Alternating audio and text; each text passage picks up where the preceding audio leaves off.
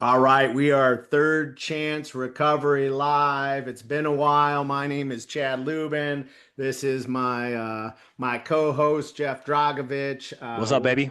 We're here to inspire today. We're here to tell an amazing story of somebody that hit rock bottom and hit a brick wall 15 times, and then he found the Lord and found recovery. And here just to inspire. We want to create a safe place for you to reach out to us. I've had 3 calls in the past 2 weeks of helping people get into recovery. One of them's been very successful. They're at the point of suicide and taking their lives, and we got them help. So that's why we do this. And it was January 18th, 2010. Had an ounce of cocaine. I had $330,000 of debt. I had a girl living with me at the time that was forging my name on credit cards to fund a life for a man she was cheating on me with. I had $110,000 of IRS debt. I had a couple investment properties going into foreclosure. Had a business that had failed, and just a lot of embarrassment. It was 8 years to the day that my dad had passed away, and I tried to take my life that night. Luckily, I've had one thing in my life that I loved other than cocaine, and that was my bulldog Peyton. She came down crying, barking, which never happened. I was either really high or it was a message from God that I had a bigger purpose. So I tend to focus on that. It was the latter. I flushed the drugs away. Went to church the next day. Got help in NA the second day, and now just unbelievable business, beautiful family, serving Christ as often as I can. Great personal life, and just things that have changed completely. So And that's how many why years are you sober, bro? You didn't say how many years you've been sober. today, let's see, it was while I was on vacation in Italy. So 15 years clean, with a couple relapses. Yeah, two relapses. So totally clean. A little over 9 years. Yeah, nine and a half Let's years. let's So go. without ever touching it. But yeah, from from from help to hitting the wall a couple times, it's been 15 years. So how about you? What's your story, Drago? Hey, everybody. Thank you for tuning back in. Dude, it's been a minute since we've been on. Holy moly. Dude, this guy's traveling around the world in Italy, taking great pictures. I'm fucking listening to you all the time through social media. But hey, I'm Dragovich. I just came up on 7 years sober. That is ridiculously crazy for me to think that I've literally been sober from opioids for 7 years. Because I remember when I couldn't even get an hour. Couldn't even get one day. You know what I'm saying? So that's super awesome. My sober date's September 18th, 2018. You know my story.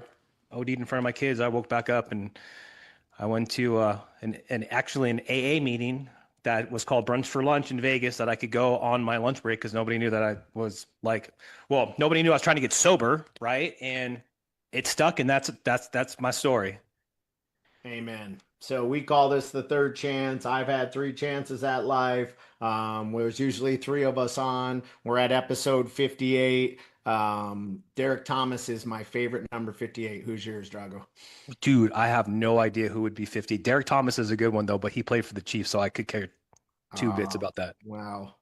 We haven't talked about the Bears Raiders game, have we? Well, I'll Okay. let that one lie. We'll talk about that offline. But yeah, we're blessed. 58 episodes. Probably coming close to helping 50 people, I would say, if I had to estimate. So we do this to fill our cup, and we hope Stas inspires you today. So Stas is a man that is somebody in real estate. For some reason, people in our industry tend to have addictions, don't they, Stas? Yes, We're all absolutely. three Very mortgage lenders, common. correct? Yeah, Yes. for sure. Yeah. So be nice if you're watching and you're not a loan officer or a realtor. Be nice to these people, because sometimes y'all are so rough on us that it leads us to drug use. So there's a lot in our business that, I think a lot of high achievers have this inherent. I'll go get it, but they'll sacrifice their health to go get it, and sometimes they break in other areas, right? And I think we have a tendency to do that. So tell us a little bit about your story, your journey. Take us through your rock bottom. We're just going to turn you loose and let you go. Well, guys, I wanna start off by saying thanks for having me. I'm always honored when I'm asked to speak on recovery. Today in my life, recovery is number one. AA, people in recovery, strangers, right? Saved my life. And I can, I owe, so I can never fully repay, right? And so my story is not uncommon, I would say. I grew up in the age of work hard, play hard. I think I'm a I don't know what's the Gen X, right? Gen We X. we we all didn't have cell phones. Yep. We had to be home by a certain time, and we were not When the street lights came supervised a on is lot. when I When had the to be home. when the street lights came on, for sure. Right. So Remember I've they had that commercial, Stas, where they said, it's 10 o'clock. Do you know where your children's at? Like that's right. how little parental supervision we had. And so this was before, before they would diagnose kids with ADD and HDD and whatever else. And I've always been a kid who had like a motor up his ass, couldn't sit straight, always wanted to do my thing, can't have structure. And so I was always kind of a troublemaker, and so I became friends with similar kids, and I'm a risk taker, which in my professional career helped a lot, but it also almost killed me. And so I started trying and experimenting with drugs and alcohol probably I'd say at the age of 14. Mm. And I went through I was the generation of, raves and, that whole club scene, electronic music festival. So a lot of, experimentation with ecstasy and ketamine and all sorts of different chemicals. Um, and I got into the mortgage industry at 23.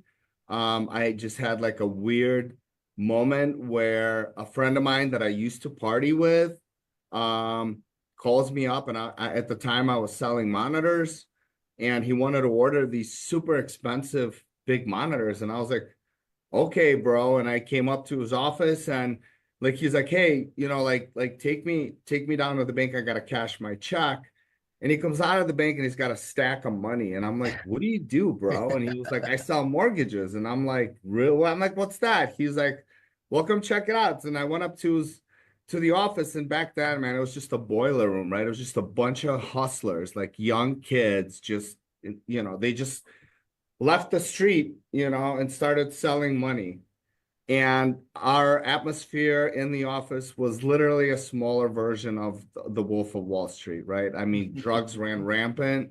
Yeah. We drank and did drugs, and we worked hard, and we partied even harder. Bro, I'm having flashbacks right And now. huh? I said I'm having flashbacks right now. Right. And Yeah. so, the ownership party, I mean, Don't it worry was if you're watching this. Mortgages aren't like that anymore. There not was a good anymore. part of Dodd-Frank, and it did definitely clean up our industry. So just if you're watching and you're getting a mortgage right now, it's not like that anymore. This was over 20 years ago. It's Yeah. absolutely, I'm a dinosaur. I Yeah. think most of us There's on a this call are reason dinosaurs. 2008 happened, and it was probably that. And so what ended up happening was, I always had I had to be the leader in whatever it is that I did. And so when I partied with other people, I partied the hardest, right? I stayed up the longest. I spent the most. I was addicted to the lifestyle. I had a huge ego. Mhm. I'm this young 23, 25-year-old kid making, two, $300,000 a year. I didn't know what to do with myself, flashy cars. And that lifestyle just continued, right? And so the drinking became heavier, the consumption of cocaine on a daily basis. And so this went on for many years. And in 2008, I decided that, I should probably get married. And so I took a hostage, moved her into my house, and was like, all right, well, I can't like do street drugs anymore because, that's unacceptable for, a proper husband. And so I researched like what kind of effects I wanted from prescription medications, and I just went to a psychiatrist and basically pretended or manipulated into getting whatever pills I wanted. And so I was abusing like ADHD medication, Adderall, drinking very heavily. Oh, Um, and so at one point, my wife at the time was like, hey, like, let's check your blood pressure or whatever. And, my heart rate was something like 150 a minute. And like my body was functioning like I was on a treadmill running at full speed 24/7, right? Mm. And it was just constantly consuming alcohol. And so she was like, hey, maybe you should stop this medication that you're taking. And so I stopped taking this medication and I continued drinking. And that's when it really got bad because I didn't realize that the speed or the drugs that were in the pills were keeping me kind of functional. And so I started blacking out and having the shakes and not remembering what happened the night before. And so this started my journey to my first treatment. I went to a really plush place. It was, co-ed with a nice salad bar and yoga classes and massages and yep. beautiful scenery, like super dope, expensive joint, and I was like angry because people didn't understand, that they owed me and that this was a disease. And I was just completely obnoxious and arrogant about the whole process. I came out, they told me in treatment to find a sponsor, to stick with the winners and find a sponsor. And so I went to a meeting and was checking out the cars in the parking lot because my sponsor had to at least drive a Benz and wear a Rolex because I was supposed to want what they had. So that's how I was picking, my first sponsor. So, granted, this approach really didn't work out. I relapsed Gee, I wonder why. 3 months later, no steps, no understanding. Yeah. And for the next, this was 2008. I finally got sober in 2012. I'll kind of run through it. For the next 4 years, it was in and out of detoxes, treatment centers, trying to control and figure out, what if I just smoke, or what if I just take this pill, or what if I just, drink this liquor or that liquor. And it just all continually got worse. And then I was mixing things in um, and I was losing relationships. My business partners just were not having it with me. And then I started, I got into another relationship with somebody else. I was having an affair. My wife had left me. My business partners were just not having it. And at that point, I got introduced to pain medication. I was trying to hide the drinking. So I started like popping pills and then I started snorting pills. And then it just got completely out of control where, at my worst, I was Were you probably still working at the time? For sure he kind was. of Yeah. pretending, What were your finances like at that point? Like was every I know when I was at that point, like very similar story to mine.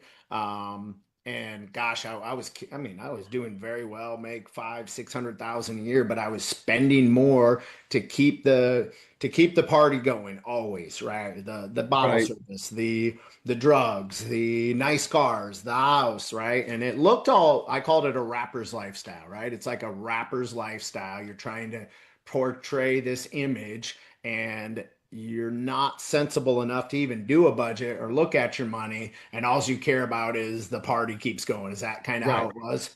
correct. I was a poser, Yeah. right? I wanted people to see a certain shiny presentation, you know, nice watch, nice car, It nice was like house. social media before social media, right? Right, Like, That's right. exactly what it's like. Yeah. Yeah. I was a man of many masks. You know, I wanted sure. to blend in and I wanted people to think I was well to do. Was hiding a lot of things. And you know, I was taking money out of the business. I was you know, my parents, I was trying to do flips and my parents were helping me out and I was blowing their money and it just all came crashing down. It just all got completely out of hand. And I had multiple properties that were going into foreclosure.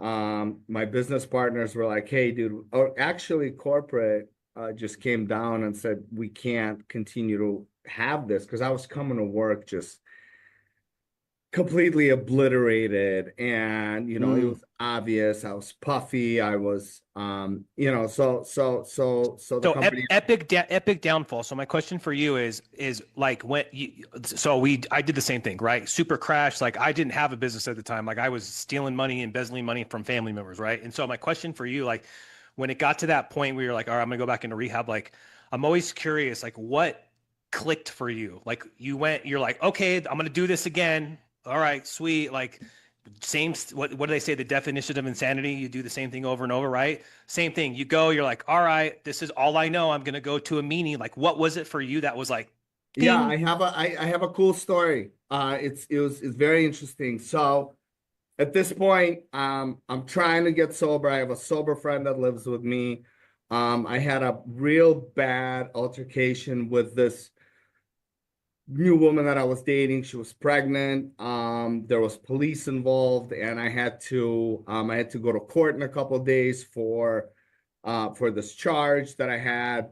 And so 2 days before going to court, I get this great idea to have people over at the house. And I bought alcohol for the people that were coming to the house. And so I go downstairs nonchalantly. I'm 30, 45 days sober. I open the freezer. I take a bottle of vodka out and I just take it to the face because that's how I drank at the end. And I'm wasted for 2 days. I'm going on dope runs. I'm out of my mind. My friends wake me up on the day of the court, and you know, I'm like rubber, right? I go downstairs, I blast like a half a gram of whatever, and then I drink a glass of vodka, right? And then they try to put a suit on me, and I'm like pale green, and they take me to court, and I walk in and I'm so tore up, right? I'm sweating vodka. Like you could do shots off my forehead. That's how intoxicated I am, right? And I sit down next to my attorney, and he was like, "Whoa, like we gotta hide you, bro." And so they take me into this courtroom and they hide me in the corner and I'm standing there, right, just waiting. And then I realize that I don't have my lucky watch. See, like I was raised atheist, right? I'm from the Soviet Union. And atheists, like they don't believe in God, but they believe in a bunch of superstitions, which is goofy, right? Like black cats and spilling salt and having a lucky watch. Like I don't believe in some benevolent power that can save my life, but I believe that if a black cat crosses the street, some evil power is going to come out and cause some Yeah, that damage. don't It's make just sense, does idiotic, it? right? So I call my dad. My dad's coming from Philadelphia. He doesn't know that I'm drinking again. And I said, "Hey, stop by the house and grab my lucky watch because I need my lucky watch to save me on this court date." And my dad walks into the courtroom and they're hiding me, right? I'm in the corner, they're hiding me. My dad walks into the courtroom. And I don't know if you can relate to this, but like when I'm really, really intoxicated, my eyes do this weird thing, like they start crossing, right? They start looking in different directions, and I start swaying too. So, like, I can control one of the functions. I can kind of keep my eyes straight, but still sway or like not sway, but my eyes start moving around. I can't control both, right? My dad walks into the courtroom and I'm trying to do this whole pretend thing that I'm somewhat normal, right? And time just slows down. Like time completely slows down and he's walking towards me and I'm looking at him and he's looking at me and I'm looking at his look in his eyes, right? And it's like I saw his soul die, you know, and I don't know if you can relate to that experience of seeing that pain and disappointment and hurt of like, oh my God, not again, right? And I just get this, I just get this thought right out of nowhere. It's like, what are you doing, dude? Like, what is wrong with you, right? And so I don't remember what happened in the courtroom. They worked out some kind of deal. I went outside. I had a half a bottle of Russian Standard vodka, and I had a black car, and it was hot. It was September 6th of 2012, and I finished this vodka in the court parking lot, and we go home, and I detox on my couch for the next 5 days. I'm puking, I'm dying, um, and that was it. I really believe that God decided that at that point, like, all right, dude, like this is not what we're gonna be doing anymore. And for some reason, there was no, I've swore it off a million times, and I said I'm gonna do this and I'm gonna do that, and I crawled back with my tail behind between my legs, begging for my sponsor to take me back, and he said, I've had multiple attempts, and I've always had a problem with God. And he said, well, what are you going to do this time? Right? You keep having this struggle with the third step. What are you going to do this time with God? And I said, I don't know, bro. Something somewhere is doing something. And he was like, that's enough. Like, that's literally enough for you to believe in. Like, we could start moving forward. You Mm. surrendered. And that was like Amen. revolutionary for me, something somewhere doing something. Like, I was willing to believe that there was some power out there.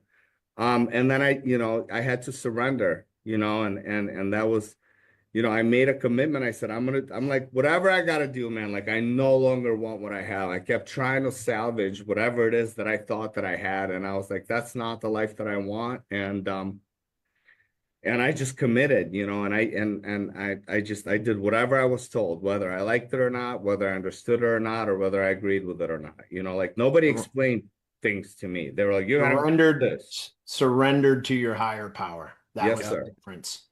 Yeah. So talk about going from being an atheist to being a believer and how that helped you through your rock bottom, and just anyone that's struggling with addiction or thinking about getting help and maybe has gone into, so how many times were you in rehab? About 15, you said? Something between detoxes and rehab, probably 12 to 15. 15. Yeah. Tried everything, tried all the steps, 11 of the 12 steps, but the one thing missing was God, right? Yes, sir. And I'm a believer, I'm a Christian.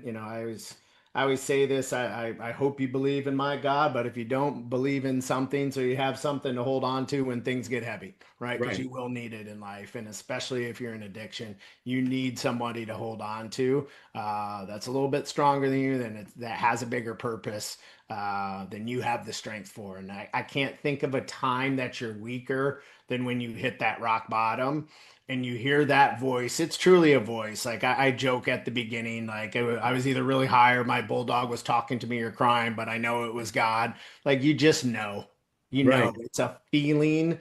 I've never felt it again the rest of my life besides that time. It's a just voice. It's you don't like hear the audio, but you see the words in your head, right? Right. So just talk Your about that a little bit and why your it's so, antenna.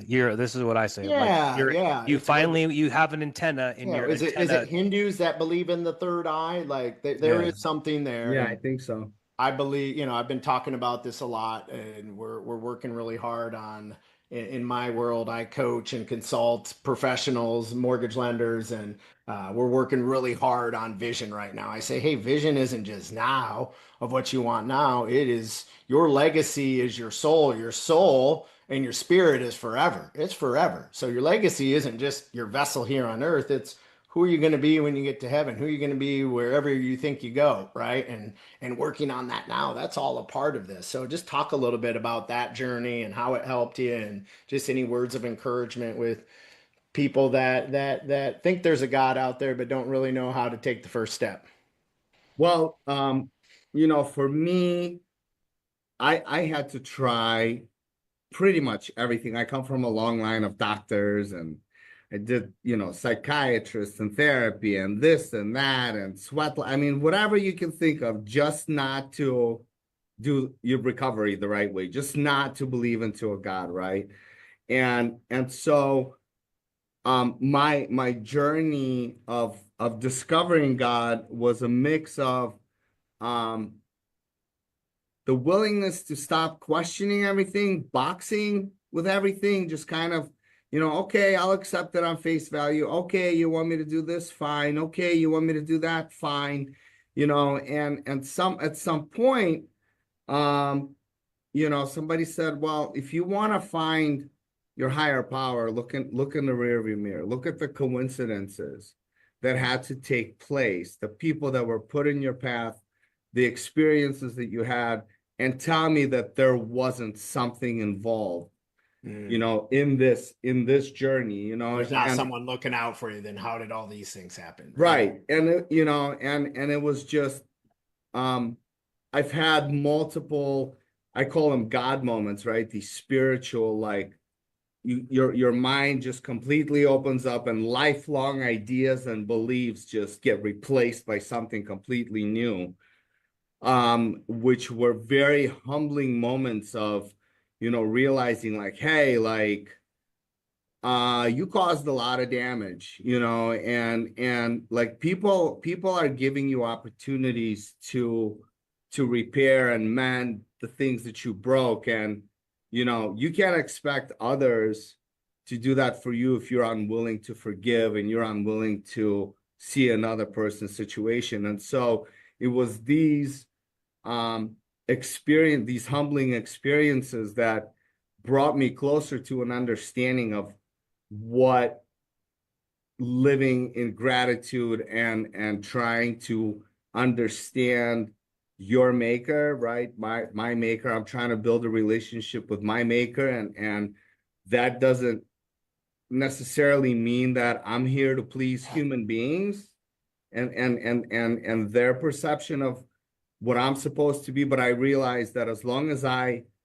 try to please my maker, then I'm gonna end up being a good father. I'm gonna be a good son. I'm gonna be a good husband. And all these things, like all these principles and all the things that sounded crazy to me in the beginning, I started seeing the benefit and feeling the spirit more and more in my personal life, where, I don't try to explain it or convince somebody. I just know for me that it's real. And if anybody can build a relationship with their God, whatever God that is, they just have to be willing to follow certain spiritual principles and humble themselves enough and try to build that relationship. So Amen. That's what it's all about. It's about humbling yourself because it is too strong of substances, especially with some of the drugs now. Opioids are so powerful, right? I can't believe what both of you went through. I didn't have that struggle. Cocaine stronger, ecstasy, everything is stronger. So parents, if you're watching, like, we can talk about it from the 90s and early 2000s when we went through this. Well, it's a whole different ball game now. Like, Yeah. unless we did the amounts like Stas was doing, and I know Drago that when the synthetic started, the opioids got you, but the truth was, unless I wanted to die, I wasn't gonna die from cocaine, Well, right? same thing too. Like we knew the pills were coming from the doctor. That's why we were the, hey, I'm not using street drugs. I'm not using heroin. You know what I'm saying? But now it's not like that. When kids Yeah. relapse, it's life or death now. And right. it's truly, if you have somebody struggling, I say this every time somebody calls me and says, I know someone that needs help. How can you help? I always say, are they ready to humble themselves and do they want the help?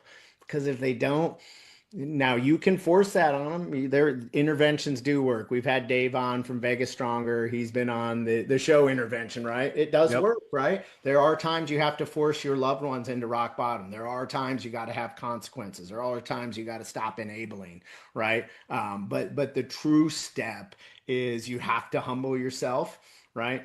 You hear it from, I had an ego. Jeff doesn't have much of an ego. I don't know if he ever did. Mine was But me enormous, and really. Stas had an ego, right? He Like, was an and ego, then nobody for a while, and then I walked in. You know what I yeah, mean? but it's like, God, if you can't humble yourself, it truly just is swallowing your pride, swallowing your ego, and saying, Lord, I need help. He'll meet you right where you're at, right? Couple things, and then I want to wrap this up. So, Um, what did the recovery look like? So you found God.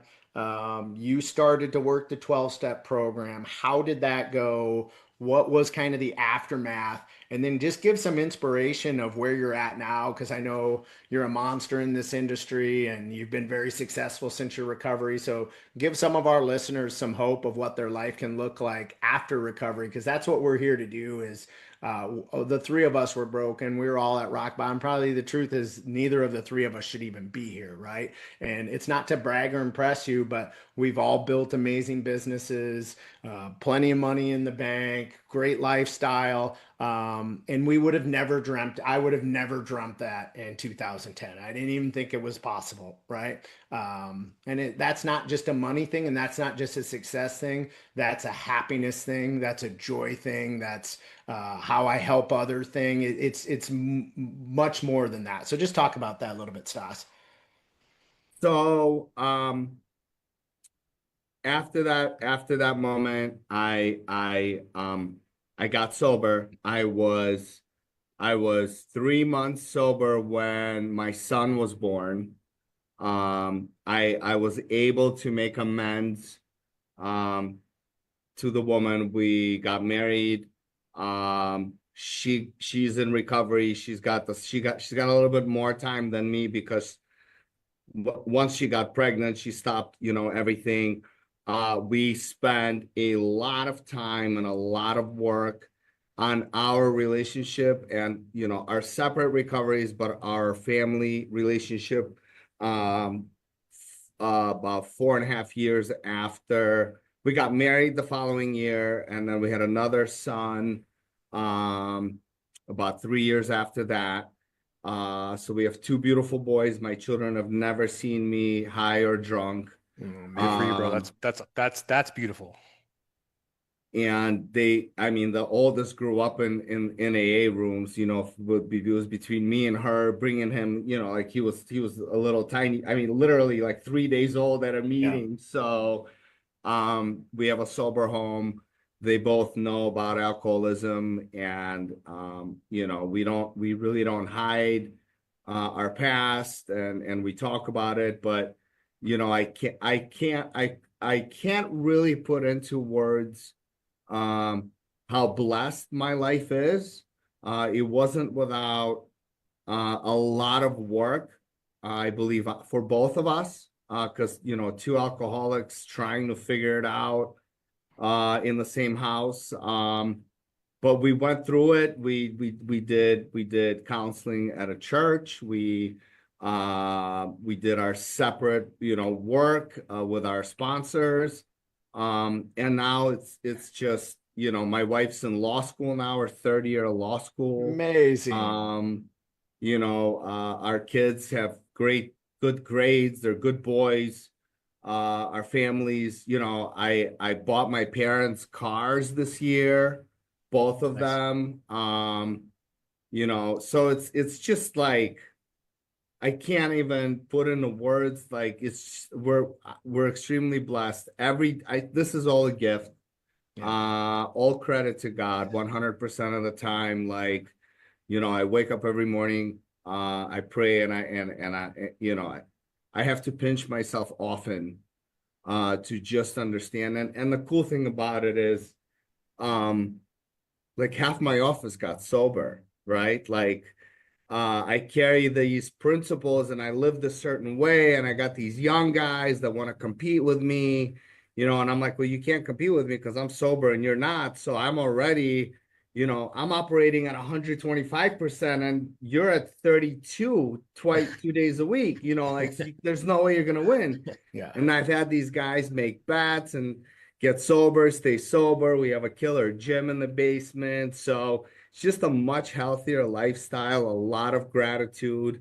Um, I don't know. It's awesome. I can't, and it's cool because the new generation is really a lot more into the healthier lifestyles. And Yeah. like my kids are like, oh, like I'm not even interested in that. Yeah. Only losers drink and do drugs. And I'm like, that's right. That's That's right. right. Only losers drink and do drugs. Well, I think this has been beautiful, and I just got to say, I think your story inspired a lot of people today. I'll let Drago take us out here in a second, but know that no matter where you're at, God put you here to do amazing things. None of the three of us should be here, but there was a higher purpose for all three of us. It's to help people. We're here to help you. We're here to help somebody you know. We're here to talk and get down on their level. We're here to help you if you need to have an intervention with them, if you're trying to push them to treatment. But the truth is, they gotta need the help. They gotta humble themselves and having a higher power and having that talk, he'll meet you right where you're at. Doesn't matter where you're at. I always related, if you have kids, it's like no matter how whatever my kids do, right? They could do the most horrible thing on earth. I'm still gonna love them. Doesn't mean I'm gonna be happy with them, right? And I think that's the relationship with God. He's always gonna come back to you because you're his kid and he loves you and he'll meet you where you're at. So Stas, amazing story. Go ahead and take us out, Drago, or give us any final thoughts, Stas, and then we'll have Drago take us out. Well, I just want to say that it's awesome that you guys do this podcast, and I'm always available to help somebody that's struggling, and it's an amazing thing, the recovery community, that I can go anywhere in the world and find my people, you know. I was going to a meeting in a bomb shelter in Tel Aviv a few years ago, and it was a guy from San Diego, and he had a killer lead, so we have a huge family of amazing people, and that we share this in common, right? This willingness to help, right? And I think that's beautiful. So thanks for including me, guys. Oh, Yeah, dude. thanks for your story, brother. Yeah, we appreciate you. We appreciate you coming on. And again, that's the cool thing about recovery is you just meet like random people, and you're like, I'm just like you, bro. Let's be friends. You know what I'm saying? Because Right. that's how I met Sal. So everybody that's listening today, thank you for taking the time out of your busy day to come kick it with us and share the Stas' story of hope. I say this every episode. We don't do this because we're trying to get famous on social media. We do this because this fills up our cup. So if you're thinking about getting into recovery, if you would like to talk to somebody, if you would like us to connect you with whoever, if we don't have somebody, the resources, we will for sure, connect you with the right people. I would much rather take a phone call from you at 3 o'clock in the morning than have to go to your funeral. We are literally always available. So both me and Chad put our personal mobiles in the group chat, or it's in the comments section. I'm sure Stas could do the same thing. We are literally always available. So appreciate you guys, dude. That was super awesome, Stas. You should be very proud of your story. You're a wild man, dude. So that's super awesome. Thank you for taking the time to come on here today. Thanks, guys. Thank you, guys.